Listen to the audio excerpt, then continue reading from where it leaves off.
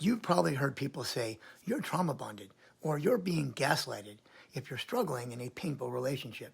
But when it comes to attachment trauma, these labels often miss the real truth. Most of the language we've been taught doesn't actually match what's happening inside us, and that confusion keeps people trapped longer than they need to be. So this is part 3 of my 5-part series, The First Step Toward Healing Insecure Attachment. Better labels, real healing. Now today, we're focusing on 2 of the most dangerously misunderstood labels, trauma bonding and gaslighting.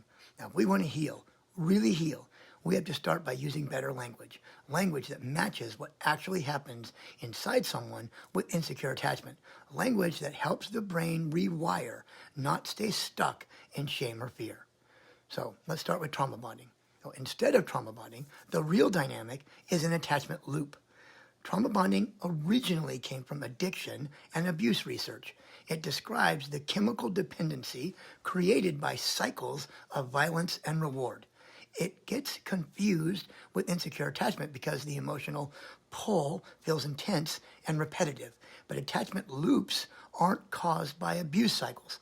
Trauma bonding was never part of attachment trauma or attachment theory research. It's a misapplied label, which is why attachment loop is a far better way to describe the stuck cycles of insecure attachment. Now, the second one is gaslighting.